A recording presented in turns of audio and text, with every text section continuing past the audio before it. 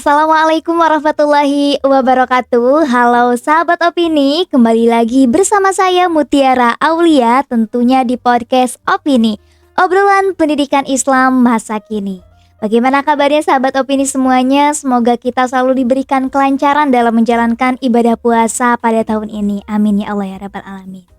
Oke sahabat opini, kali ini saya akan menemani sahabat opini semua dengan menyuguhkan beberapa informasi yang sangat menarik tentunya, yaitu mengenai Hari Raya Idul Fitri atau biasa kita menyebutnya sebagai Hari Kemenangan Umat Islam. Nah, sebenarnya apa sih itu Hari Raya Idul Fitri dan bagaimana sih cara sebenarnya kita melaksanakan Hari Raya Idul Fitri sesuai dengan sunnah Nabi? Nah, untuk menjawab pertanyaan sahabat opini semua, di sini kami telah mengundang narasumber yang sangat luar biasa. Di sini ada Bapak Anas Syahroni SPDI. Kita sapa terlebih dahulu. Assalamualaikum Bapak. Waalaikumsalam warahmatullahi wabarakatuh. Bagaimana Bapak kabarnya hari ini? Alhamdulillah sehat. Alhamdulillah, lancar Bapak puasanya ya. Alhamdulillah. Alhamdulillah. Pak Anas ini selain kesibukannya menjadi dosen di Institut Al-Farabi Pangandaran, Bapak biasanya kegiatannya aktivitas sehari-harinya apa Pak? Bapak karena Bapak sebagai kepala madrasah Masya Ibtidaiyah Allah. Tiara Oh, sama seperti itu. Yayasan Pondok Pesantren Bukit Manis. Di MI Bapak kepala madrasah, Betul. kepala sekolah. Masya Allah, luar Keseharian biasa. Bapak di Pondok Pesantren biasa menjadi dewan kiai dan mengajar santri setiap sore Alhamdulillah. hari, malam. Masya Allah. Terima kasih Bapak, walaupun kegiatannya sangat padat tapi Bapak sudah berkesempatan hadir pada hari ini. Oke Bapak, ngomong-ngomong nih kan sebentar lagi kita akan melaksanakan Hari Raya Idul Fitri ya Pak. Betul. Nah, mungkin ada beberapa orang yang belum paham apa sih makna Idul Fitri yang sebenarnya itu. Boleh Bapak dijelaskan sedikit? Terima kasih dan selamat sore para pemirsa Sahabat podcast opini. Sahabat Opini. Betul Pak. Tentang Idul Fitri ini memang luar biasa, terutama di negara kita di Indonesia. Betul. Termasuk ada kegiatan Idul Fitri itu sebelumnya atau pra Idul Fitri itu 1 minggu sebelumnya sudah luar biasa. Iya. Beda dari negeri yang lain di Indonesia. Begini, Idul Fitri itu kan ada hadis Rasulullah SAW, lisoimi farhatun inda iftarihi atau farhatun inda liqa'i rabbih, bahwa bagi orang yang sedang berpuasa itu ada dua kebahagiaan. Ada dua kebahagiaan. Yang pertama adalah inda iftarihi, waktu iftar. Iftar itu ada dua, waktu buka puasa kita bahagia, dan iftar itu adalah Idul Fitri, itu merasa bahagia. Betul. Yang kedua inda liqa'i rabbih, nanti kita di akhirat puasa yang iman dan wahtisaban, iman dan ikhlas karena Allah, akan mendapatkan, kita akan bertemu dengan Tuhannya, yaitu Tuhan Allah Subhanahu wa Ta'ala nanti. Jadi Idul Fitri itu kan kembali kepada kesucian. Nanti ada suci itu ada dua, suci lahir dan suci batin. Fitratul batin dan fitratul zahir. Nah, untuk selanjutnya Pak, tata cara kita ketika melaksanakan hari raya sholat, biasanya kan kita melaksanakan sholat Id. Betul, Itu bagaimana Pak sebagai sesuai dengan sunnah Nabi gitu. Betul. Kan biasanya orang berlomba-lomba memakai pakaian yang baru, yang terbaik. Nah, kalau misalkan sesuai dengan sunnah Nabi itu bagaimana Pak? Betul Neng, untuk pelaksanaan Idul Fitri itu kan ada yang disunahkan sih. Betul. Sebenarnya sebelumnya juga kita melaksanakan Al-Ghus Ain, ya, Al-Ghus mandi besar. Selanjutnya untuk perginya juga dengan Idul Adha itu berbeda. Kalau Idul Fitri itu disunnahkan untuk sarapan terlebih dahulu atau iftar terlebih dahulu gitu. Untuk Kalau Idul Idul Adha Fitri itu sunnahnya itu nanti setelah pulang dari masjid atau dari Oh Idul iya. Adha.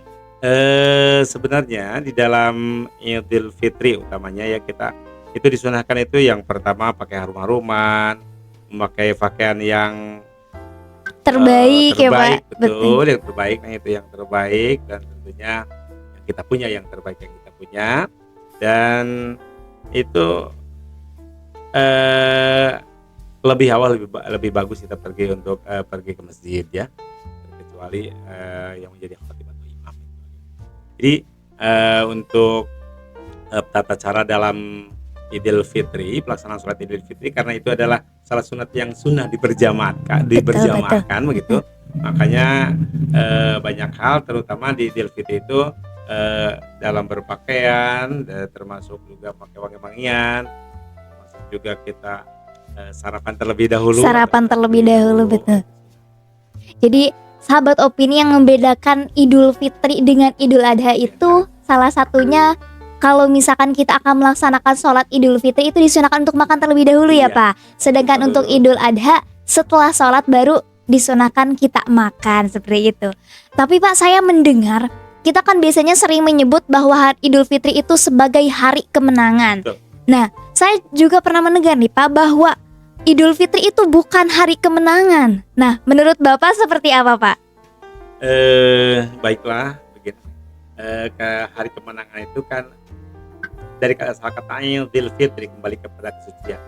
Artinya kemenangan ini setelah kita ditempa selama 1 bulan kita berpuasa, melatih kesabaran, melatih berbagai hal, aspek kita dilatih, baik itu dohiron wa batinan. Dohir batin itu diuji pada Iya, waktu itu. betul Maka itu sekali. di hari Idul Fitri itu merupakan hari kemenangan kita. Kita lulus ujian misalnya, kita kalau lulus kita, Iya, iya. alhamdulillah kita kan merupakan suatu kemenangan. Idul Fitri kembali kepada ke fitrah kita, fitratul dohiro, fitratul batinah. Fitrah dohir, kita bersihkan dohir kita dengan tadi melaksanakan berbagai bersih-bersih, dan fitratul batin kita mensucikan jiwa kita. Mensucikan jiwa kita. Oke. Idul Fitri.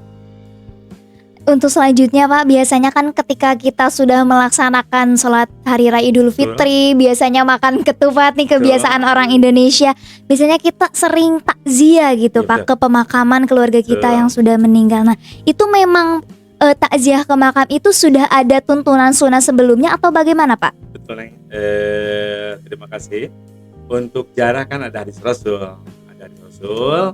nah itu kema'an ziaratil kubur fajuruha. Rasul awalnya itu melarang ziarah kubur, terutama wanita. Melarang ya Pak? Rentan sekali untuk wanita itu, mungkin hatinya itu rentan sekali, bukan meminta ke kuburan tersebut. Iya, dan betul. sebagainya. Tapi fajuruha, setelah kuat keimannya waktu itu, maka diperintahkan untuk atau disunahkan untuk berziarah kubur. Berziarah. Menurut Ibnu Qayyim, bahwa ziarah kubur itu tidak ditentukan, mau itu setiap hari, mau hari Jumat, Idul Fitri, Idul Adha dan sebagainya. Tapi kebiasaan kita, karena kita setelah bersuci, telah melaksanakan saum, telah melaksanakan Idul Fitri, tentunya kita alangkah baiknya kita, kalau yang masih ada kan kita bertemu langsung. Betul kalau sekali yang Pak. sudah ada di alam sana, berarti kita tinggal ziarah dan berdoa ke makbarohnya atau kuburannya tersebut. Itu dianjurkan. Oh, berarti sudah dianjurkan ya Pak, sejak dulu ada. Iya, betul. Walaupun memang pada awalnya itu Dilarang. tidak dilarang ya, dilarang karena untuk masih keimanannya masih goyah. Nah, sebenarnya banyak hikmah untuk ziarah itu, diantaranya kita mengingat mati bahwa kita Betul juga sekali seperti Pak. Iya. Tapi juga saya pernah mendengar nih Pak, ketika biasanya kan ada malam takbiran nih Pak, Betul. sebelum melaksanakan Idul Fitri itu. Saya pernah mendengar orang-orang berkata kalau misalkan orang yang sudah meninggal pada malam takbir itu, mereka itu menangis di alam kubur.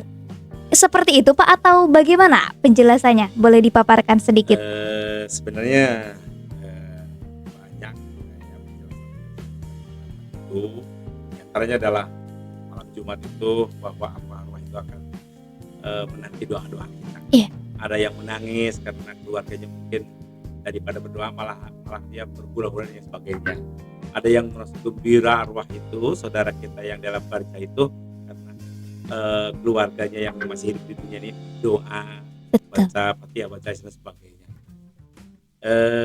Termasuk katanya di malam Idul Fitri tersebut, sehingga karena ada di bulan Ramadan itu kan ada diringankan untuk siksa masuknya, sehingga merasakan bersedih, mungkin para arwah itu akan kembali ke bulan-bulan setelah Ramadan. Insya Allah luar biasa. Bagi ahli sunnah, ahli surga atau tentunya ashabul shimal itu, ashabul yamin itu akan merasa terhilangkan karena kita ada muna'amah, orang di alam barzah itu yang muna'amah mendapatkan nikmat ya, itu raudhatun min riyadil jannah, berarti taman surgawi. Dan ada yang mu'adzabah, disiksa di alam barzah itu raudhatun min riyadil niron, artinya taman-taman nerakawi begitulah kira-kira. Oke, berarti sudah terjawab ya sahabat opini. Bagaimana mungkin ada pertanyaan-pertanyaan yang masih bingung gitu sahabat opini. Nah, untuk selanjutnya Pak, yang terakhir nih. Kita kan di Indonesia banyak sekali tradisi ya Pak, merayakan hari raya Idul Fitri. Nah, dalam Islam itu bagaimana sih gitu merayakan hari raya Idul Fitri? Apakah kan kalau misalkan di Indonesia biasanya pergi bersama keluarga ke pantai gitu. Nah, kalau misalkan dalam Islam itu merayakan Idul Fitri seperti apa Pak? Sebenarnya begini Neng ya. Jadi yang utamanya itu silaturahmi. Silaturahmi, kita tahu silaturahim lah, bisa katanya silaturahmi, bisa silaturahim sebenarnya. Sebab ada keterangan begini ya, jadi barang siapa yang bertemu, ada mungkin yang pernah mendengar tentang keterangan itu, jadi barang siapa yang bertemu dua orang, bertemu dan bersalaman, tentunya gitu di hari Idul Fitri itu kan suka bersalaman. Iya betul itu sekali. Allah akan mengampuni dosa-dosa Masya selama malam yatafarraqo, sebelum berpisah. Jadi itu ampunan Allah Subhanahu wa taala akan akan mengalir terus selama orang itu silaturahmi sambil bersalaman. Apalagi mungkin yang salam tempel ya, sedekahnya juga ada. Masya Allah. Dan sedekahnya juga ada mungkin. betul. Keluarga sama family, kita punya kelebihan rezeki, kita kasih di waktu itu, waktu kebahagiaan, waktu gembira. Selain itu Pak, ada lagi? Ya Neng, ada ini ya, ini yang memang dianjurkan oleh Rasulullah SAW. Man soma Ramadana sum'at sebahu sitan min syawalin fakana masomadah. Jadi barang siapa yang nanti setelah Idul Fitri kita melaksanakan puasa sunat nyawalan begitu. Oh iya betul. 6 hari mau tidak terputus, maksudnya disambung bisa, atau yang penting di bulan Syawal yang terpisah-pisah, itu yang penting 6 hari bulan Syawal, maka kayak orang tersebut adalah puasa selama-lamanya. Masya Allah, luar biasa sekali ya Pak ganjarannya. Tapi itu luar biasa. Iya betul sekali Pak. Keluarga lagi banyak hidangan dan sebagainya, itu kita merasakan apa itu ya? Tergoda Pak, udah nggak bisa. Tapi mungkin diusahakan kita mudah-mudahan. Insya Allah tahun ini ya Pak. Oke, sahabat opini, jadi bulan Ramadan itu kita berpuasa tidak hanya bulan Ramadan seperti tadi narasumber kita paparkan bahwa 6 hari di bulan Syawal ya Pak. Ganjarannya sangat besar sekali. Ganjarannya seperti kita berpuasa selama-lamanya. Nah, jadi diusahakan nih buat sahabat opini, kalau yang tahun kemarin kita tidak melaksanakan puasa Syawal, atau biasanya orang Sunda bilang nyawalan gitu ya Pak. Untuk tahun ini insya Allah mudah-mudahan kita semua bisa melaksanakan puasa di bulan Syawal ya sahabat opini. Oke, mungkin itu tadi Bapak akhir dari perbincangan kita pada hari ini. Ada sedikit kan ya? Oh, ada sedikit apa Pak? Ini, katanya untuk ini tuh ada ulama menyatakan laisal idliman la bisa saubal jadid walakinal idliman tuatuhu wa taqwahu tajid. Artinya Lebaran itu bukan hanya ganti baju dengan baru dan sebagainya, tapi adalah peningkatan iman dan ketakwaan kepada Allah Subhanahu wa taala. Takwa dan iman itu adalah hakikat pada Idul Fitri itu sebenarnya. Betul sekali Pak. Berarti itu ya yang paling pentingnya, bukan hanya kita merias wajah, pakaian yang baru, tapi walakinal idliman betul sekali. Taat dan takwanya bertambah. Karena Syawal itu artinya meningkat. Meningkat, betul Bapak. Terima kasih Bapak pemaparannya, mudah-mudahan kita semua mendapatkan keberkahan ilmu. Amin. Ya Pak, amin ya Allah alamin. Karena insya Allah pada bulan Ramadan ini Allah juga berjanji bahwa pahala akan dilipat gandakan ya Bapak. Bapak terima kasih sudah hadir di podcast Opini ini. Mudah-mudahan kita ke depannya bisa bertemu kembali, sharing ilmu bersama sahabat Opini semua.